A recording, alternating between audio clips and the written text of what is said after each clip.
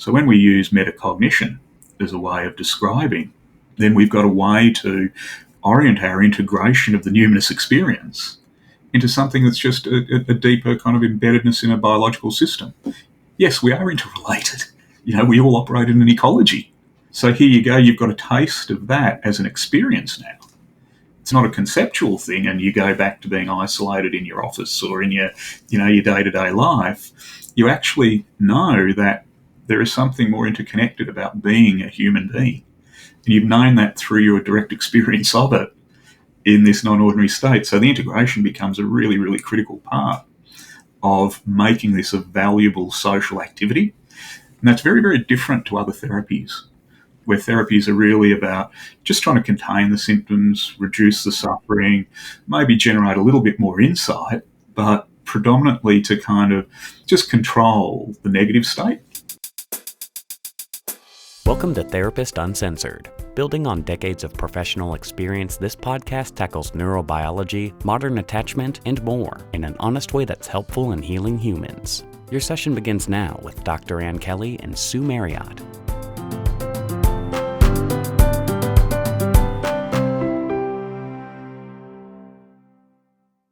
Hey everybody, can you think of a conversation that is too tense to engage in right now? Either the topic itself or because the person you need to talk to may be a bit challenging. Well, we can think of a zillion of those tense but important moments, and we want to help you work our way through it. We are recording a live podcast September 5th, 2024 with Pam Benson Owens, the dynamic CEO of Austin's Black Cultural Arts Preservation Center called Six Square. It'll be a lively, interactive conversation about staying engaged while fired up during these understandably tense times. Find out more on our events page, therapistuncensored.com/events. And whether or not you can make it live, stay tuned for that episode coming soon. Now, that podcast recording will take place at Kuya, who we've partnered with to sponsor today's episode. So Ann and I went and checked it out. And when you walk in, it looks ordinary, like an ordinary storefront. The moment you step inside, you'll get that, wow, this really is different. The space is absolutely luxurious. Not make you feel self-conscious fancy, which I hate and don't like and no, but the warm, holding, being taken care of kind of luxury. Their salt wall and cedar sauna are incredible. And the cold plunge, quite honestly, kicked my ass. But the staff and the holistic environment are the key. You feel safe and are likely to get that neurological stress letdown you're looking for. Alongside an amazing community and the options I've already mentioned, Kuya also offers healing options such as zero-gravity float tanks, meditation sound beds, an IV lounge, and ketamine sessions. Discover how Kuya can help you transform. Visit kuyawellness.com. For our listeners, they are offering a special discount. Book your session using the code Therapist Uncensored and receive a sauna cold plunge day pass at 70% discount. And get your sign-up fees waived if you join as a member. That's KUYA Wellness, kuyawellness.com. Please do check them out. And don't forget, that's where we're recording the live podcast, so that would be a great time to check them out if you are in the area. Hey everybody, welcome back to Therapist Uncensored. Sue Marriott here, and I'm very excited to bring you a very special guest, Nigel Denning. The reason that I'm excited about this is, as many of you know, if you're longtime listeners, we have covered quite a bit on this movement around psychedelics and psychedelic-assisted therapy. And I have said all along that I'm cautious about some of the enthusiasm or the evangelicism around it, around any idea, actually. And Nigel is going to be able to give us some rich history. So, Nigel, can you describe yourself and give folks some context? Yeah, sure. Thanks, Sue. Nice to be here and nice to be with you. Yeah, so happy. I got introduced into non-ordinary state work around 1986, where I met some people who were practicing holotropic breathwork, which was a program developed by Stanislav Grof back in the sort of late 1970s after psychedelics were made illegal across the world. So I've had a kind of a 40-year history, and then about 5 years ago I was invited in by Mind Medicine Australia to develop a training program for therapists in psychedelic assisted therapy. And we developed a program and trained about 300 therapists in that model. And I've also subsequently found myself as lead clinician in a number of trials using psilocybin and MDMA for a variety of presentations. I'm a counselling psychologist and I'm managing director of integrative psychology and medicine in Melbourne. And I've been working in this field for, as I say, close to 30 years now. And David Elliott is a mutual friend of ours and who brought us together. What kind of work are you doing with Dr. Elliott? Well, David, I met through another one of my mentors, Dan Brown, and Dan and David, of course, developed an approach to treating attachment disturbance in adults. And so with Dan's passing, sadly, a few years back, we worked with David to provide an online and in-person training for people interested in learning techniques around attachment repair in adults. And so we launched that earlier this year, the Integrative Attachment Therapy program. And I must say, I've got to jump in here because Anne and I both have checked that program out.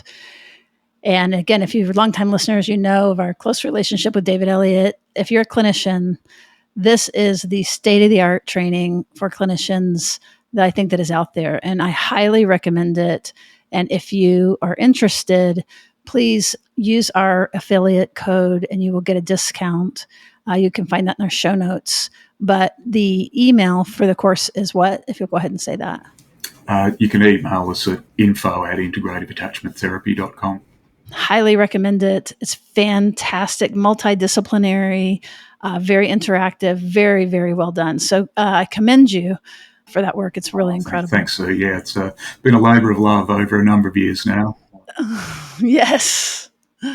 I have some idea of the work that has gone into it. It is really, really, really fantastic. So part of what interested me so much in your perspective is that you're based in Australia, which is ahead of us related to legalization of psychedelics. So I love looking ahead about what's coming. There's so much excitement, and me too. I'm very, very excited about it as well. But why don't you give us, first of all, before we get into any of the cautions, what's the current status and why are people so excited about these molecules? Yeah, so in Australia, 1st of July, I think last year, we legalised psilocybin and MDMA for a variety of treatment-resistant conditions. It's been a fairly stringent kind of rollout and came as quite a surprise, actually. There'd been a lot of political lobbying in Australia to introduce these medicines, but certainly we didn't expect legalisation to happen as quickly as it did. But now we've got a program whereby psychiatrists, designated prescribers, and they have to go through a specific training program to gain the rights for prescription. And there's a number of programs now starting to roll out across the country, specifically with MDMA or psilocybin for conditions such as treatment-resistant depression, anxieties, obsessive-compulsive disorder, PTSD, quite a rapid burgeoning in the field. So as somebody who has been in on the trials themselves and in training therapists, again, this is just like why people are excited about it. What are you seeing as far as the efficacy of these chemicals, of these natural, some natural, some not, molecules? Yes. What they offer is an opportunity for people who have not had success in other treatments, either psychological treatments or medical treatments. I think what is particularly kind of impassioning for people in this field is that it's moving away from the focus on therapy as dealing specifically and solely with negative states. And a lot of our medication regimes, for instance, are about suppressing symptom rather than transforming. And I think that's the kind of the exciting part of psychedelics for people, is that they create the conditions for new opportunity. And this is really a very different approach to psychotherapy than most of us have got used to over the last 50 years, which is really all about symptom amelioration and symptom reduction rather than this kind of transformational kind of process. Well, and it has ridiculously higher efficacy than like your Prozacs, your antidepressants, even like one trial, it's almost, again, the way that I understand it is, can be life-changing, like used therapeutically in these very controlled settings. Yeah, I mean, so for instance, the MAPS trials, the MDMA PTSD trials, that really led the way in across the world, and was really central to Australians legalising. They were getting about an 80% reduction and about 60, 65, 67% reduction to below cutoff score for PTSD. So that meant that people were no longer, 2/3 of participants were no longer meeting criteria for PTSD. And then on top of that, another 15% were getting significant reduction in symptoms. So that's 4 out of 5 patients getting amelioration of their symptoms.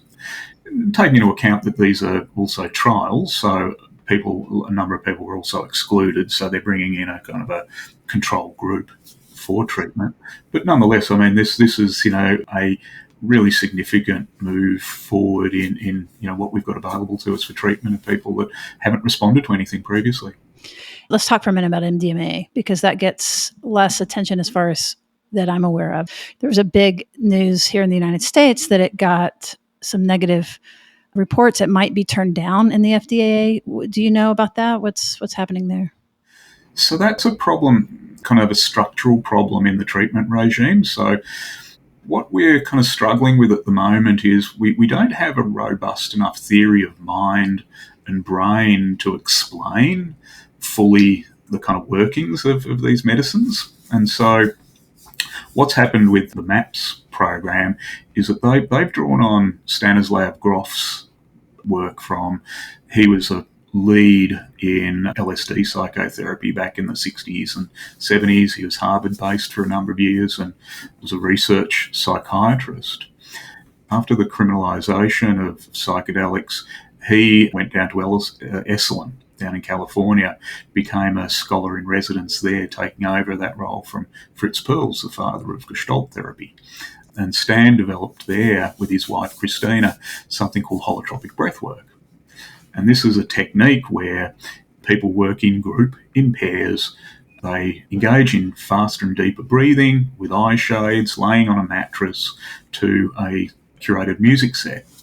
And it's a state change technology. So as you hyperventilate, you go into an experience that is not dissimilar to MDMA or psilocybin. It sort of has a quality that's similar to both of those medicines.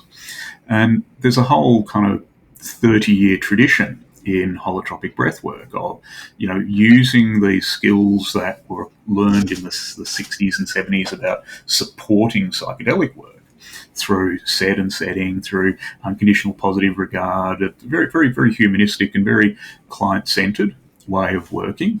And that program became the basis of the MAPS protocols. They used the structures of holotropic breathwork as their way of working with non-ordinary states using MDMA. The sticking point in it all was that central to Stan Grof's work, and therefore the MAPS program, is an idea that there's an inner healing potential or inner healing mechanism. Now, this has really never been explicated fully. And so what then happens is you've got an explanation of change that's not really explored scientifically. What you've got is 30 or 40 years of people kind of learning to do this work and to support and really do it well in a kind of clinical way, but not having a really good research explanation for what and why they're doing it. So what's happened is that people haven't got a kind of a clear explanatory paradigm for the work. It's meant that I think some people have got quite confused in how to apply the work. It's created some boundary issues in treatment. People have been working a bit over enthusiastically, and then that's brought a whole lot of criticism from a more kind of sophisticated research perspective. And so the criticism of the MAPS work in psychedelics that's just recently been raised in a subcommittee of your FDA is really that they view MAPS as a cult.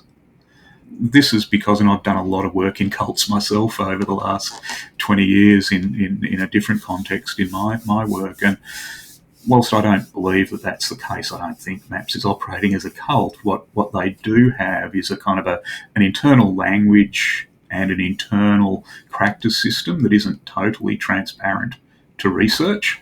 And I think what that does then is it creates boundary issues, creates an uncertainty, which then people respond to, quite understandably, with skepticism and, in some cases, outright criticism.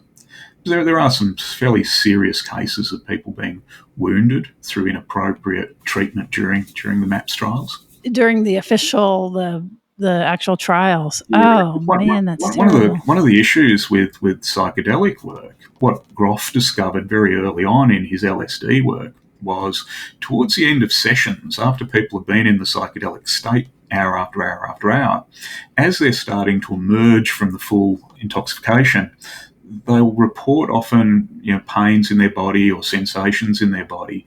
And what Groff started to do was apply pressure to these points, just a little bit of contact. And that then opened up a whole new kind of process within the people, and done ethically, done appropriately, then it can work towards resolution, but it's involved human touch. And that's certainly not the domain of psychology, psychotherapy, psychiatry. And so, whilst, a lot of the other allied health practices, like, obviously like massage or chiropractic and professions like that, utilize touch, do it ethically, and have very stringent controls around it. That hasn't been the case in psychology and psychiatry, and so bringing touch into this domain of non-ordinary state work has created a hell of a lot of confusion around intense transference, intimacy, particularly when you're dealing with traumatized people. Especially when you're coming out of such a vulnerable state. Yeah. And there's some psychology, like somatic work and stuff like that, but it is done so carefully and with so much consent. But this is entirely different. Oh, I can see. So basically there was a subcommittee that wrote a letter to the FDA expressing concern. So this is going to most likely stop the MDMA trials. Is that right? What it looked like in America was that MDMA was going to be registered as a unique treatment for certain conditions this year. This has cast doubt on it. So something like 7 out of 9 members of the advisory panel have voted against legalising MDMA, and there's some fairly significant submissions made that were highly critical of the MAPS program. One of the things that I'm super excited about with psychedelics and some of these molecules is, this is both what I'm excited about and also one of the concerns I think that we can talk about eventually here, but it should be much more accessible because that it's a single incident. One treatment, one correctly administered treatment session can be life-changing, and that is true. And that these molecules are relatively inexpensive.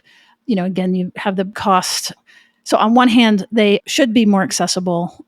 On the other hand, in practice, the way that these are rolling out, it's the exact opposite. So let's table that, though, for just a minute, because I want to go back to MDMA for just a second around this idea of what works. And also your history with Groff, right? That you worked directly with him. Can you say a little bit more about that? Yeah. Well, Stan had a great passion for, and he's still with us. I think he's just turned 90 recently. But he's had an extraordinary passion for non-ordinary state work and the healing potential of non-ordinary states. So his kind of background was really in the core of the anti-psychiatry movement in the 50s, 60s and 70s, where people that were really suffering were essentially incarcerated into psychiatric institutions and were heavily medicated, and there were no real treatment options. And so Stan grew up in that kind of environment where this was really kind of, the extreme opposite, this kind of hopeful, because this idea that the healing quality in the psychedelic experience is the numinous experience, that the Good Friday experiment that was conducted at Harvard back in the 60s, 10 religious studies students were given a dose of psilocybin. Rick Doblin, the head of MAPS, went and revisited them 30 years later, and 8 out of 10 of them were still stating that experience that they had back at the Good Friday experiment was one of the 5 most transformative experiences of their life. So this can be, under the right settings, an extremely powerful, positive, constructive experience. So Stan was very, very impassioned by that. So I was a student of Stan's for a number of years. I started working with a guy called Al Foote and his wife Muriel, who were direct students of Groff at Esalen. And through my involvement with Stan and with Alf and Muriel, I met Stan Groff and then spent about 10 years going around the world working in various different workshops. And we had 2 years. We met at Hans Rudi Giger's castle in Switzerland. Giger got the Oscar for designing the alien monster. So not quite the ideal setting, I guess, for non-ordinary state work, but we kind of met about 30 of us, and we had this sort of extraordinary experience meeting Albert Hofmann, the developer of LSD, the inventor of LSD, or the discoverer of it, in these kind of very kind of tight containers where we worked in the holotropic model. Just really learned a lot about how to support people in non-ordinary state, how to construct the container, how to train people, how to support. And when the work's done well, it's extraordinarily powerful and extraordinarily safe. That's amazing that you were in on such a incredible part of history. And what an honor to have you here and being able to walk us through this. So thank you. He's a remarkable guy, Hoffman. He was nearing his 100th birthday when we were working with him, and he was describing a flower in his garden in Switzerland, and just talking about the chemical molecules that created the pigments and the aromas. He's a biological scientist, but he was talking as a mystic and a poet, but using the language of science. It's quite extraordinary fellow. Oh man, that is incredible. So what then, based on all of this experience that you have from this incredible group of people, the training, the trials that you've been in, what is your understanding right now? If we stick with MDMA, what is your theory on what's actually happening in the brain? Can you speak to that at all? This has sort of been work that was done in Imperial College as well. There's good theory that's come out, at least at the level of biology. So Robin Carhart-Harris developed the work of Friston free energy principle, which is the sort of idea that the brain is constantly creating new connections, we've got something like 10 trillion neural circuits in our brain, more than there are stars in the universe, in each of our skulls. It's quite an extraordinary organ. But it's constantly making these new neural connections, new neural pathways. Some get reinforced, others don't. So when something gets reinforced, then a pathway is established. And so what then happens when someone's growing up, say, in a difficult environment, or someone's exposed to a difficult environment, what happens is that the brain starts to align itself in response to the environment in such a way as to optimize survival. So imagine, if someone's in a traumatic experience, and particularly in a kind of a constant traumatizing experience rather than a singular incident, but say growing up in an abusive family or growing up in a war zone or something like that, what's happening is that the brain is constantly adapting to the adverse stimulus, and it creates something called a default mode network, which is a very, very strong kind of biologically based learning about how to navigate the world.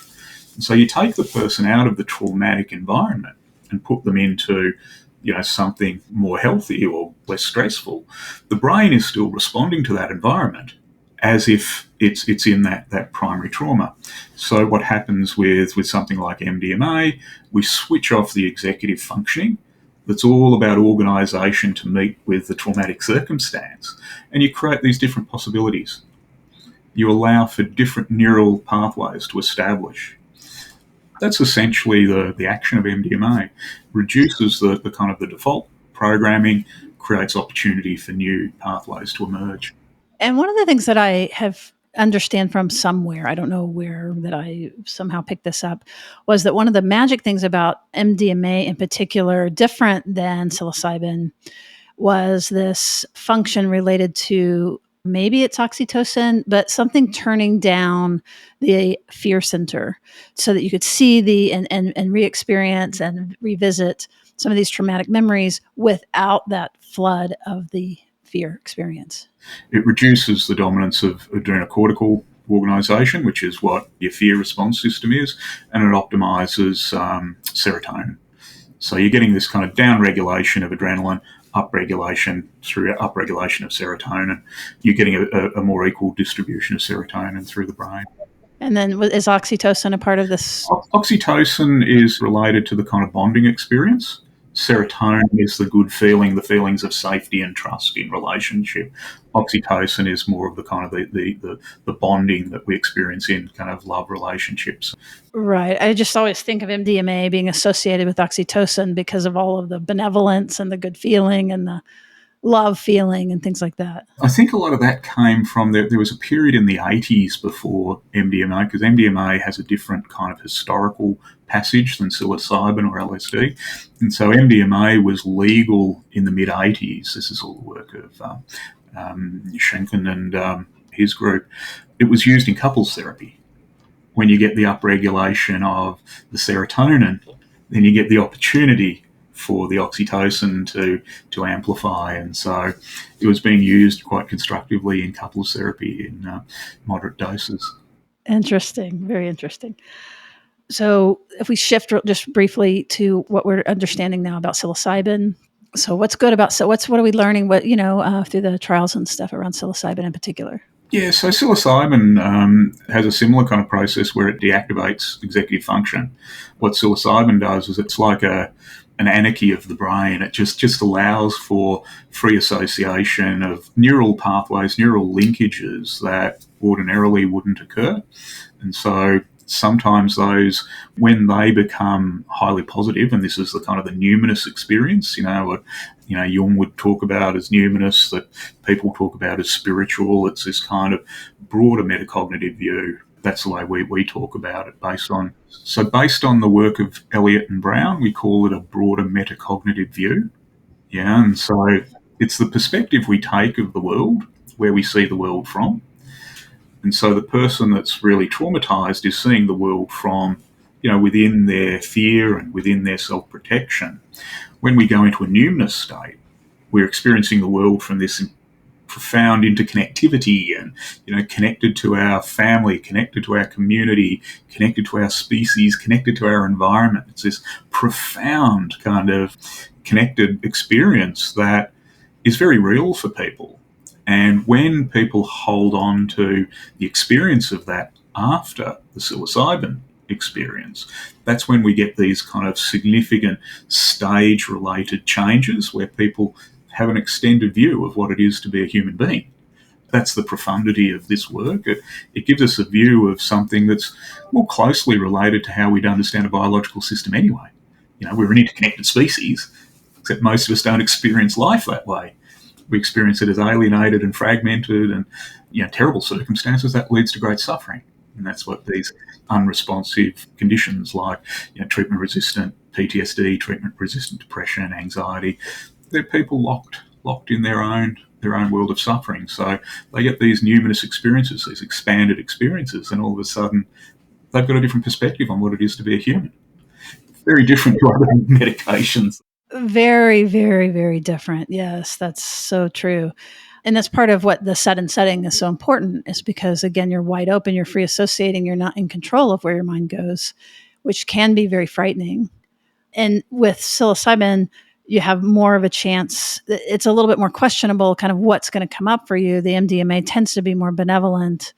The psilocybin is a little bit wider range, but again, with the proper set and set it with proper care, that gets channeled. So can you say more about that? Yeah, the MDMA is a kind of more of an interpersonal kind of medicine. So it amplifies that serotonergic experience of being with and interrelated and, safe with, that kind of what Anthony Bateman calls epistemic trust, that experience of being trusting in your body, which is the work we do with David around attachment, trying to get people to have that experience of their embodiment. Psilocybin tends to be a more internal kind of process. So there's less of that interpersonal and more intrapersonal, which is why one of the things when we've taught this to therapists, we emphasize really strongly, and I emphasize preparation and integration as absolutely critical to this work. Because whilst, having the internal experience of psilocybin is profound, if someone doesn't have the context in which to bring it into their day-to-day life, what tends to happen is it contracts and then becomes almost irrelevant to their day-to-day functioning after a while. And so you get this regression back to the mean, back to symptom after a period of time. So integration's really, really important in kind of taking that state experience of the numinous, of the interconnected, and helping someone make sense of that in their day-to-day life. And that also becomes where we get into problems with psilocybin, because we don't really in the West have a strong explanatory paradigm. And this is where, the 3 pillars work that Dan Brown and David Elliott have developed becomes really significant, because talking about metacognition, talking about the view that we take of the world, where we position ourselves from, frees up a lot of the kind of the religiosity that people bring into, or the spirituality that they bring into this space. And that's been, I think, a lot of the criticisms of MAPS as well, is not having this sort of explanatory paradigm.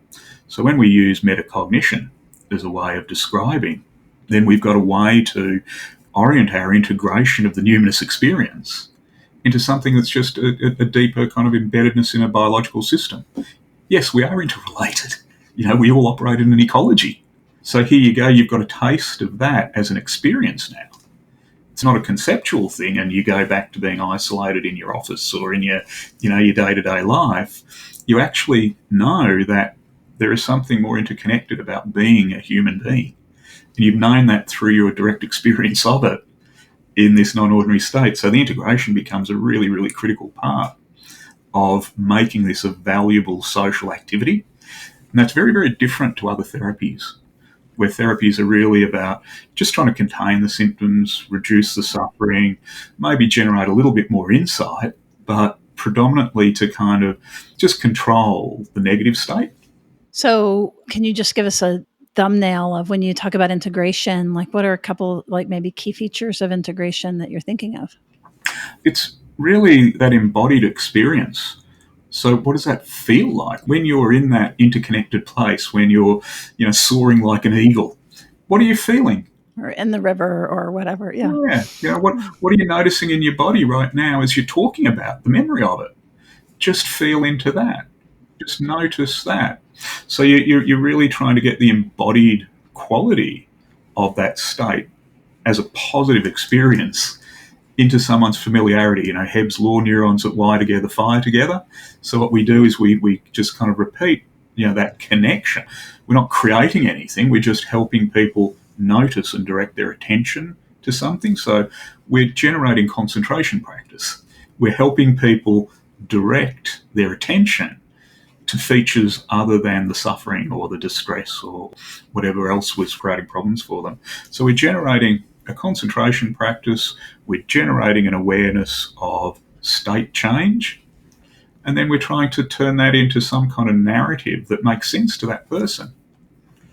So we're not saying go off and become a Buddhist or, become a Christian mystic or something like that, which is, some of the paradigms in the West that are seem to be available to us to describe this. We're trying to turn this into a personal experience.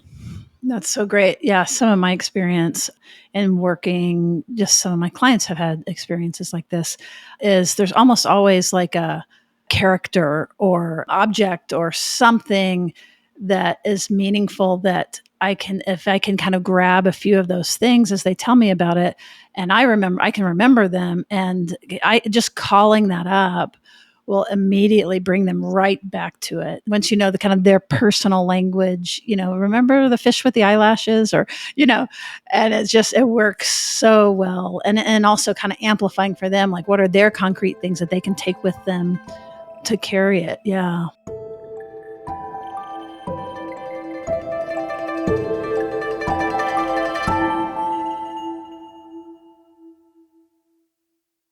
So one of our new sponsors that we are excited about is Peak Tea. We are happy to be talking about Nanduka. It's the pinnacle of coffee alternatives, which are actually powered by mushrooms. Now, we've been talking about this past year has been super stressful, very exciting, but it's kind of worn us out. But we are really excited about this upcoming year. We have so much we want to do and create this year. And so I really want my mental focus and my clarity to be high. Besides exercise, which I always prioritize, I really often find myself a little over relying on tea and caffeine fixes to keep me going and keep me pumped up. Not always do the greatest effect, especially in the afternoons.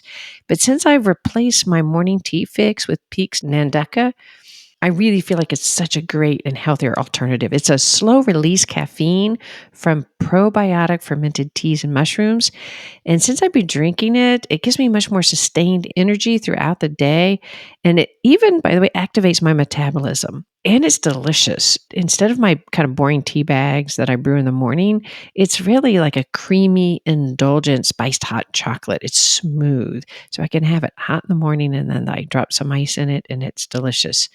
And I'm actually not a coffee drinker, even though it's a coffee alternative. It is a wonderful caffeine alternative. And I have had friends try it when they're trying to get, kind of lower their coffee intake. And they really love the flavor too. And I noticed that I don't get caffeine jitters or that afternoon slump, and I love that. So the functional mushrooms and the cacao enhance the cellular function and work to balance the stress response and elevate our mood and focus by producing a lot of those, feel-good neurotransmitters that we love. So Peaks Nanduka provides sustainable all-day energy. It makes you feel like you're doing something good for your body. So try Peak. Get up to 20% off plus a free rechargeable frother and glass beaker when you purchase exclusively at peaklife.com. PIQUELIFE.com/TU. So you let them know that you discovered them on our podcast. That would be great support. I love having OneSkin as a sponsor of Therapists Uncensored. So when a product makes my life easier and healthier, doing a shout out for them feels just natural and fun, actually. It's easy because all I have to do is cleanse and then apply OneSkin to my face and body twice a day. That's it. And then I can really feel the difference. I've tried other products and it just seems like I'm using it, but I can't really tell anything, so they're fine. With OneSkin, I can. My skin almost immediately looks more vibrant and nourished.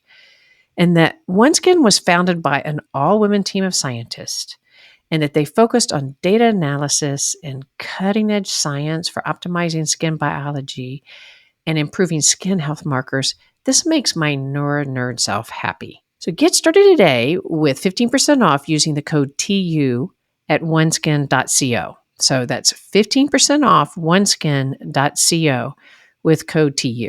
And after you purchase, they'll ask you where you heard about them. And please support our show and tell them Therapist Uncensored sent you. Giving women a voice has been my mission since founding Austin Woman 22 years ago. I'm Melinda Garvey, and 2 years ago, I brought on 7 diverse woman owners to join me in my mission and expand what we do and serve more women than ever. We are inviting you to join us on September 13th for our professional and personal development summit called Uplevel Her. You'll make connections, learn from others, and leave feeling empowered by our speakers, covering topics from leadership to failing forward and becoming an entrepreneur. We also invite you to join our exclusive Connects Club, a membership-based community designed for women on the move to strengthen their connections, influence, and leadership, and learn from some of the most successful women leaders in Austin. And of course, you can always pick up a current issue of Austin Woman around town, including Central Market, H-E-B, and Whole Foods. Each issue is packed with powerful stories of women breaking boundaries, growing businesses, and giving back to our community. See what we're up to or get your tickets to Uplevel Her at atxwoman.com.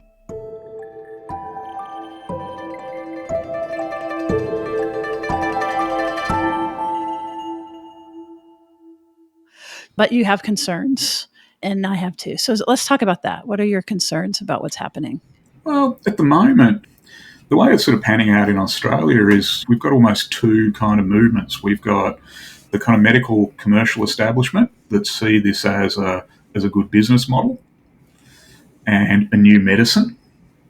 And then we've got another group of younger kind of clinicians and practitioners that are getting an awful lot of experience out of working in the underground, out of working in indigenous practices, so shamanic practices, and having experiences there. And there's an absence of middle ground theory. So at one level, we've got this kind of practice of this works, let's do more of it.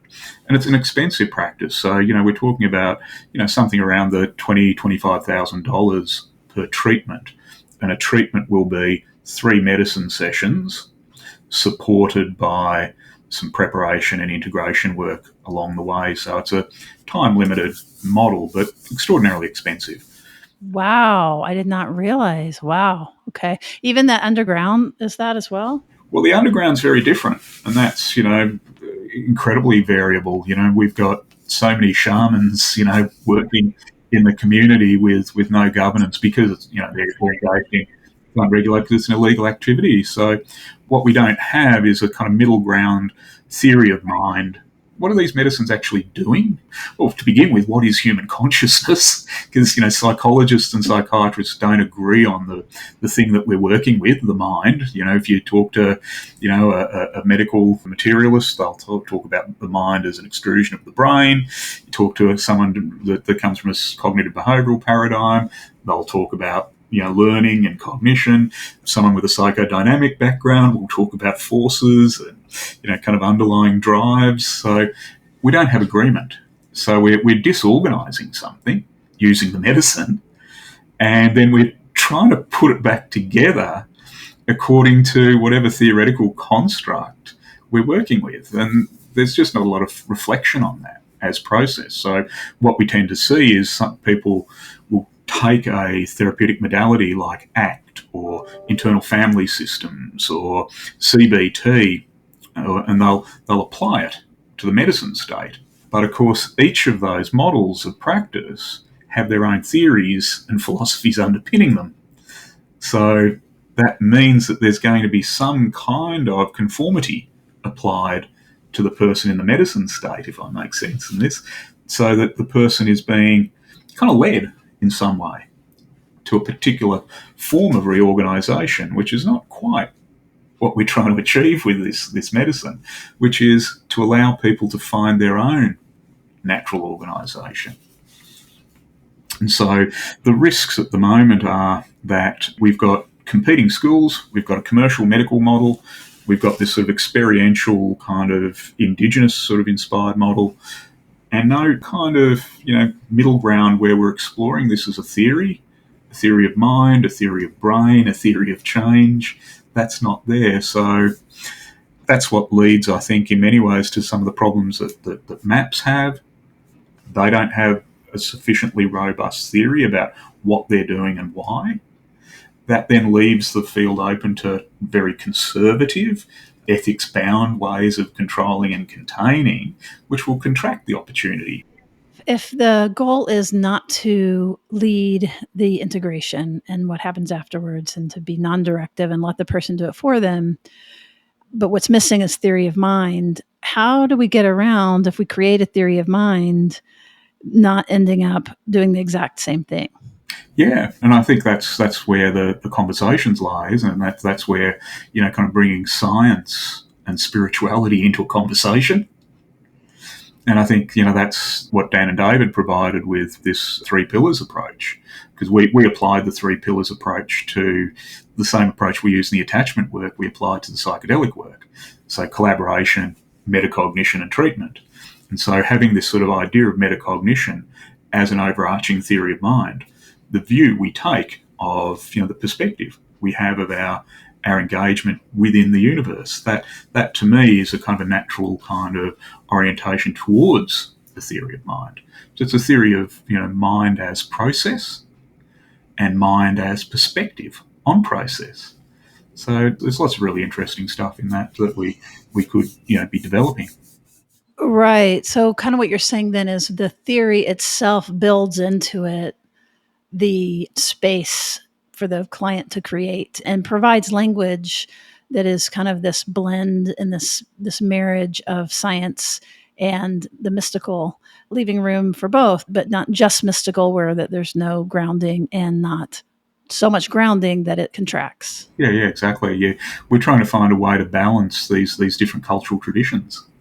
Because we need such a broad. This is what Ken Wilber's work about. The pre-trans fallacy that occurs in psychedelic work.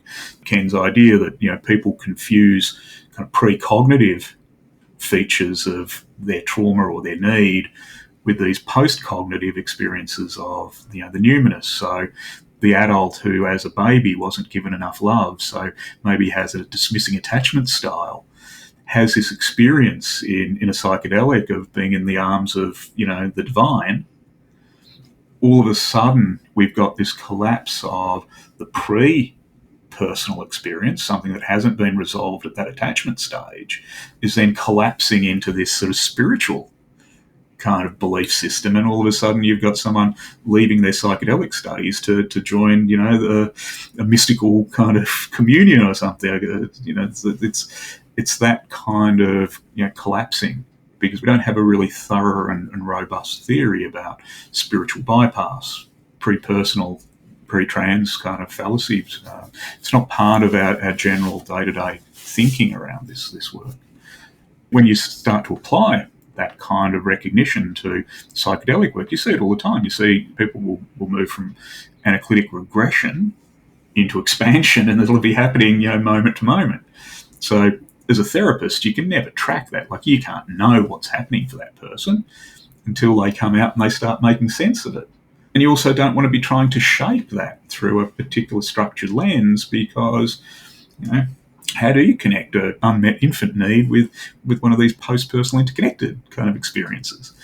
The person has to find a way to narrativize that for themselves, make meaning and purpose. But we need to be able to understand that kind of perspective as therapists, otherwise we'll foreclose the experience. So another thing about kind of something, the worry is this accessibility related to finances, just related to, you can't find anybody underground if you don't know somebody. There can be expense. I'm wondering, in Australia, like, does insurance or other coverage for these kinds of medicines or treatments? No, that's part of the problem at the moment. And because the demands on production are so refined, it's expensive to produce, because we're producing, a kilo at a time. Having a whole kind of laboratory set up to produce that is extraordinarily expensive, and the insurers haven't come at it because there's not enough of an evidence base yet to back. What we've got in Australia is an ecology where there's a lot of trials. So lots of university-sponsored trials are going on. Some of the private providers have got into the trial space as well, in concert with universities.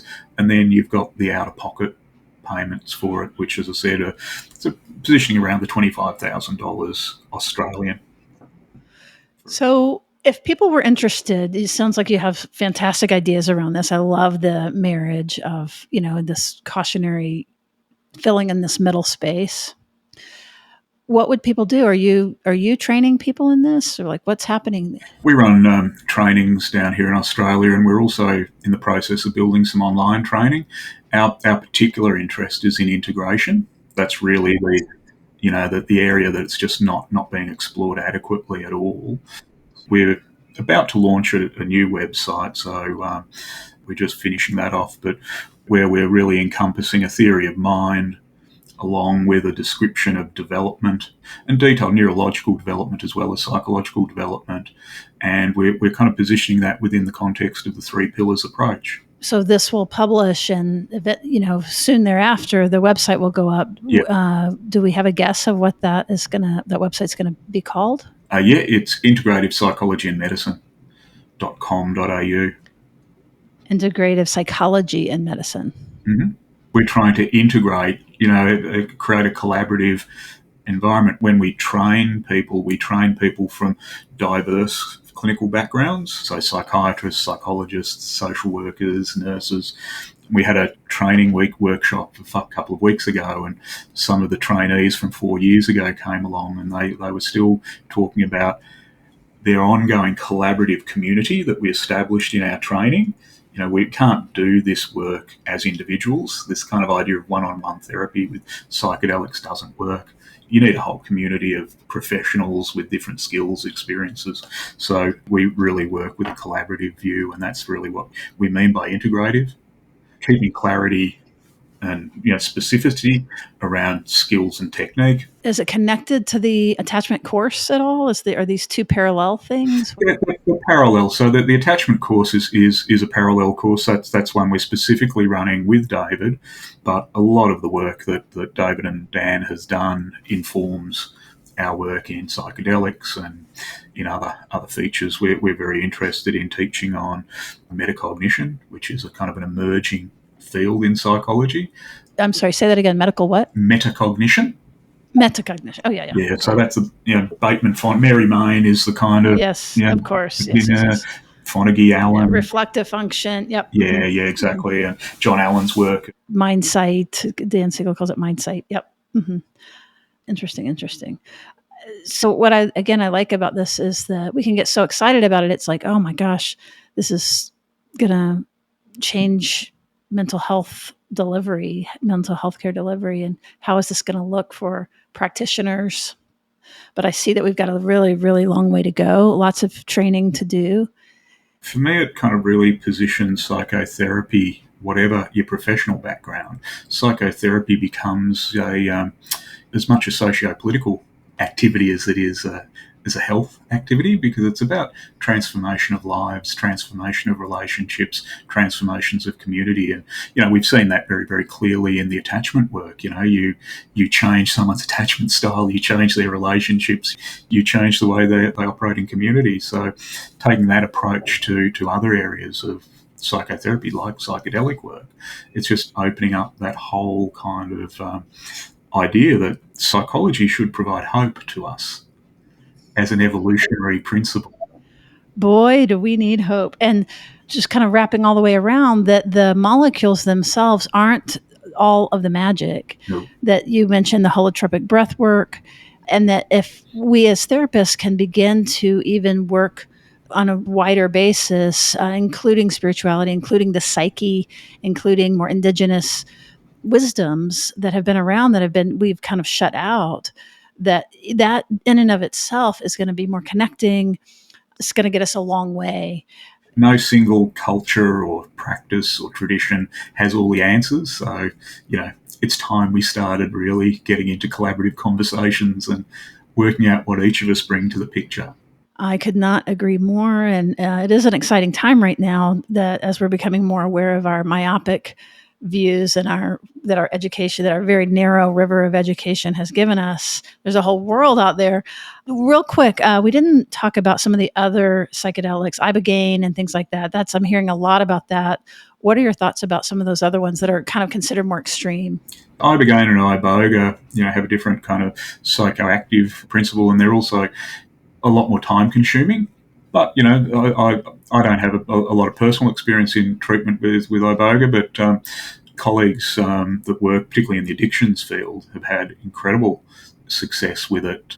Ketamine is another one that's very popular. Again, that has a dissociative effect, so very different. It works on the glutamate receptors rather than serotonin, so very different action. It also doesn't seem to generalize as well, but has been very, very profoundly positive for some people. We've done work with cannabis, prescription cannabis, and using that in talk therapy, finding that to be an extraordinarily powerful way of helping people approach traumatic memory, reconstruct biographical experience through a particular blend of cannabis that we use. So there's all sorts of options, and they all kind of fall under the category of state change technologies. I've got an interest in Dzogchen meditation, which is a Tibetan practice of mind, which again has a whole lot of state change kind of processes involved. So, what is that interesting practice? Dzogchen. Soul chain. Dzogchen. It's a Tibetan, and it's an advanced Tibetan concentration meditation practice. So it has embedded in it its own kind of theory of mind, but that's from a Tibetan context, so it's sort of embedded in their cultural and religious traditions. So we've been doing a lot of work in trying to extract the active ingredients from it, so to speak, to use that as technique to change perspective and view. State change technology. Yeah. Very interesting. I keep hearing kind of both the medical, or the theoretical with the spiritual, that's very intentional, that you're braiding those together. Yeah. I mean, if we call something spiritual, we still need to be able to test it and be able to understand what it is we think it is, and therefore creating a sort of set of conditions that someone else can replicate. It doesn't take the sacred qualities away from it. Yeah. And ketamine is currently legal here in the United States. We're seeing an explosion, and certainly the same mad dash for the corporate world related to ketamine. But I always consider ketamine very different than the psychedelic because it does seem to need to be repeated, and it doesn't seem to have that same.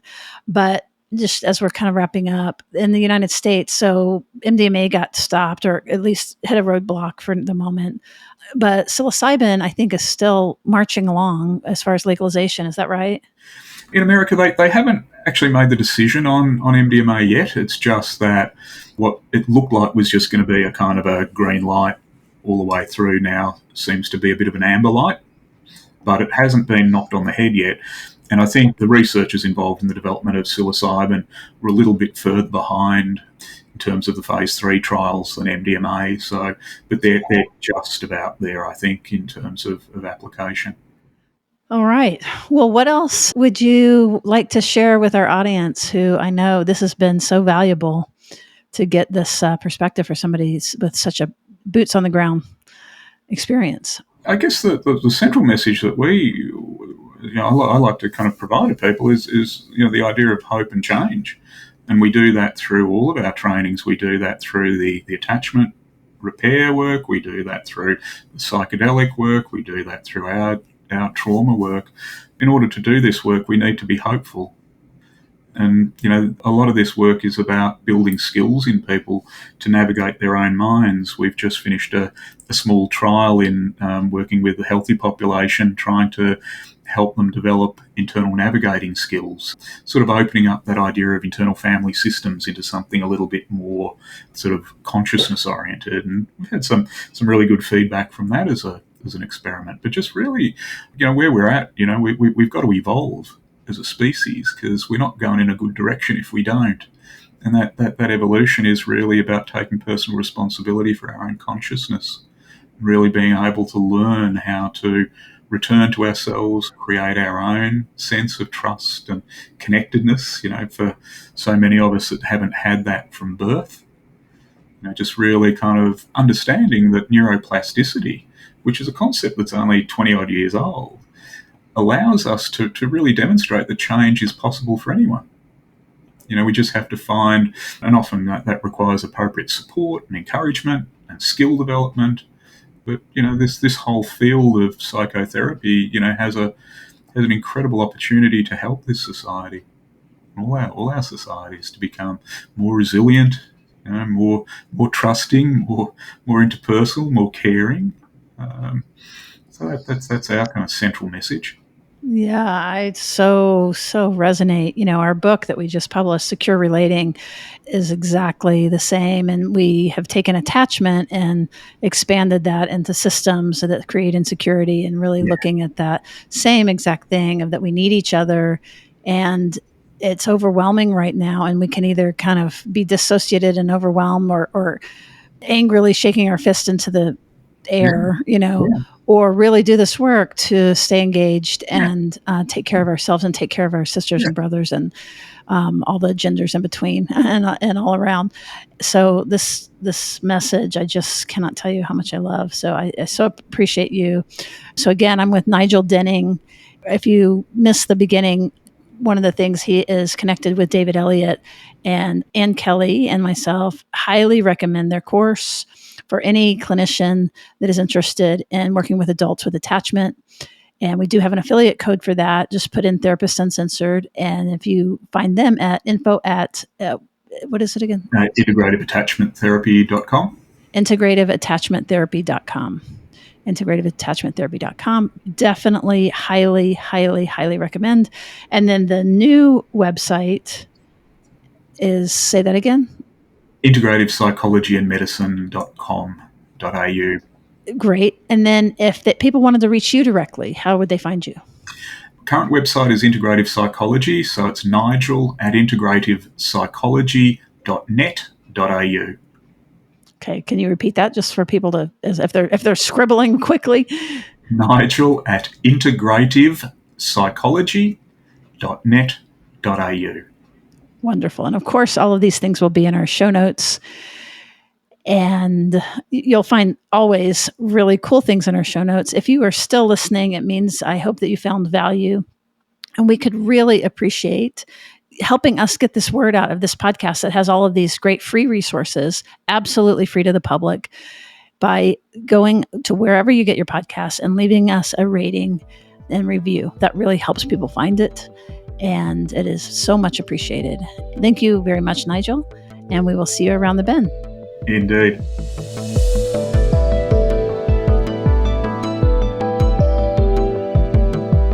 Therapist Uncensored is Ann Kelly and Sue Marriott. This podcast is edited by Jack Anderson.